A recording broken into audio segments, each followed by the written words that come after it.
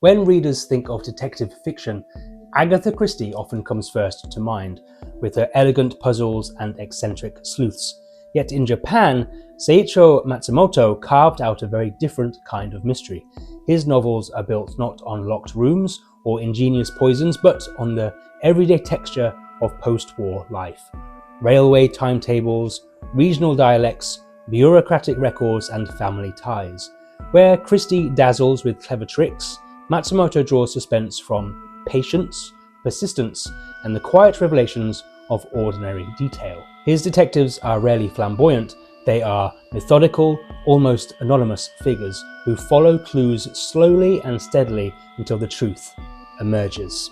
I draw this comparison purely because I notice on the front of this one here for A Quiet Place that the Sunday Times has quoted Japan's Agatha Christie. So let's see exactly what makes Matsumoto the equivalent to Christie.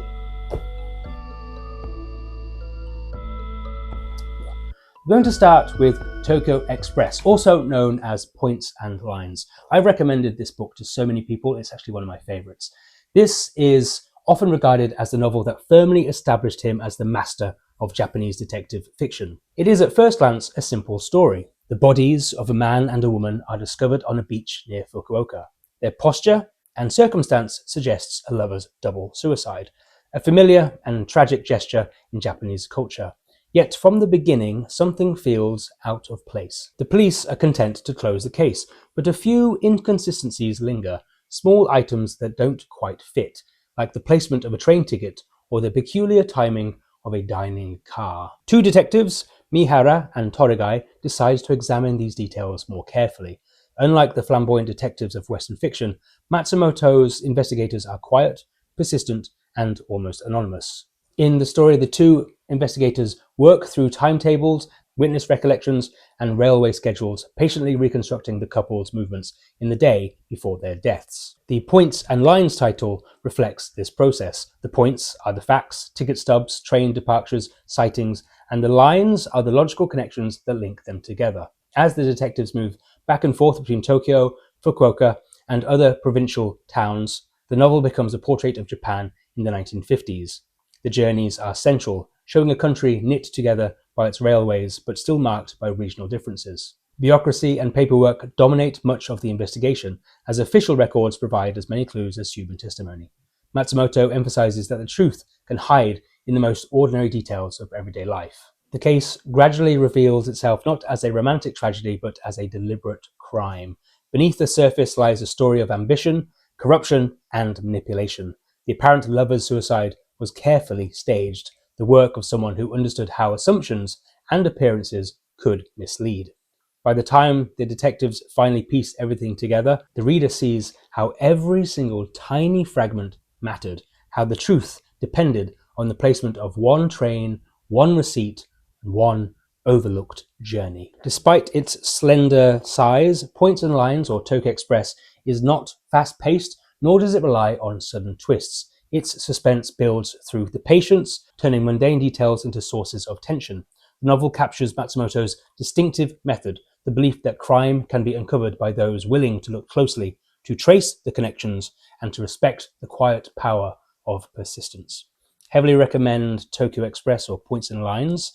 You won't be disappointed. The next of Matsumoto's novels is Inspector Imanishi Investigates. This one is a true masterclass in meticulous detective work and careful observation, cementing Matsumoto's reputation in Japanese crime fiction. The story begins with a body discovered beneath the wheels of a Tokyo train. At first glance, it seems a straightforward accident, but a single word overheard by a witness, Kamada, suggests there is more beneath the surface. From this slender clue, Inspector Imanishi, a quiet and methodical detective, begins his investigation. Unlike the flamboyant detectives of Western fiction, Imanishi relies on patience, attention to small details, and an intimate knowledge of people and places.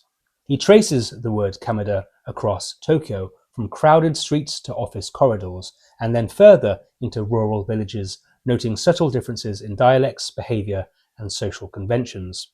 Each clue builds upon the last, and Matsumoto's narrative emphasizes the painstaking process of connecting seemingly insignificant fragments into a coherent pattern. The investigation is as much about the detective's careful reasoning as it is about the crime itself. The plot gradually reveals a network of relationships, personal histories, and concealed motives. Imanashi's search is not simply a quest for a perpetrator, but a process of uncovering hidden truths in society marked by post-war change and regional diversity.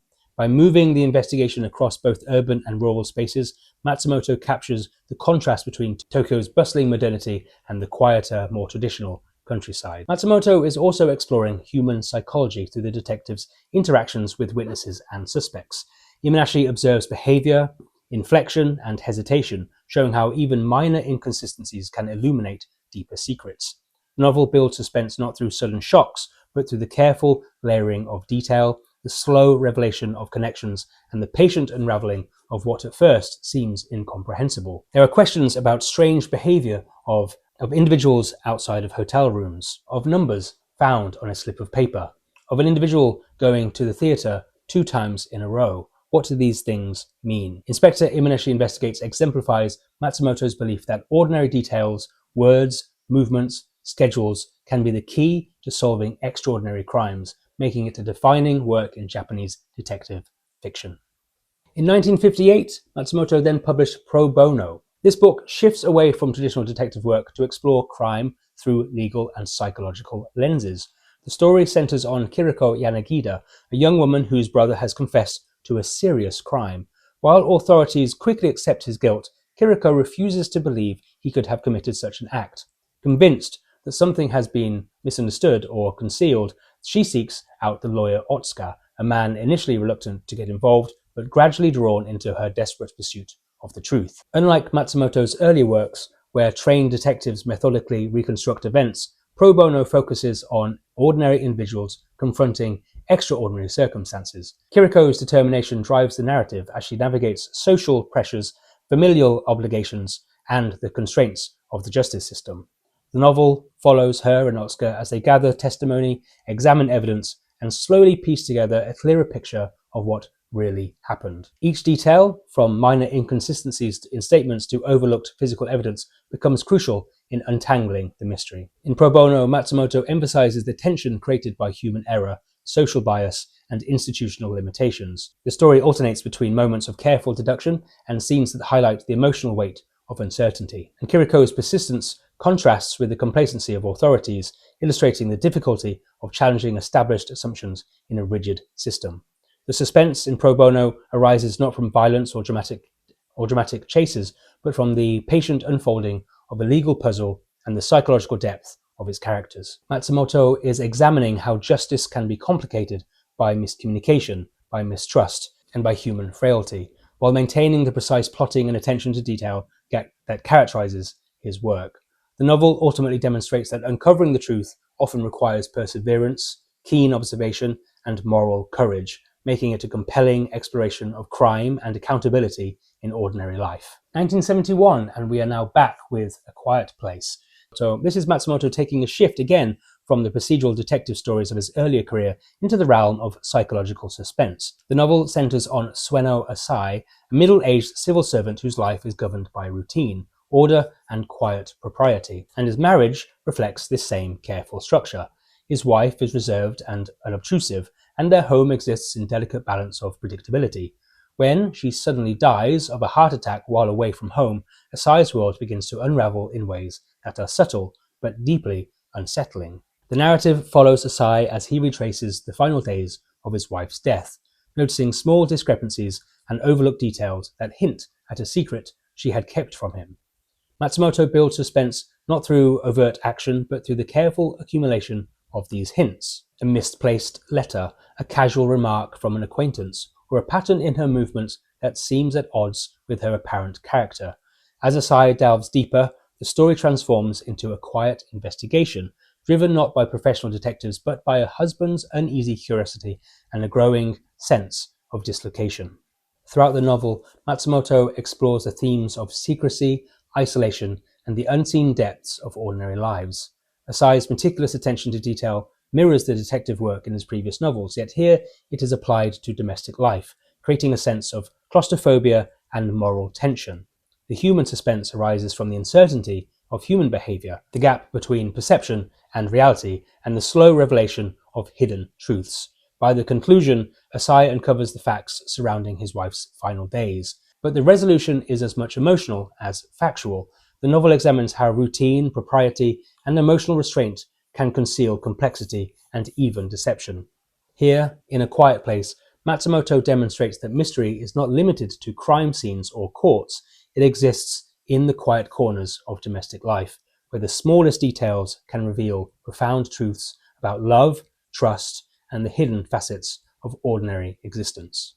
Next, I want to talk about The Voice and Other Stories. This is a collection that highlights the mastery of short-form crime fiction, emphasizing suspense, psychological tension, and meticulous observation over dramatic spectacle.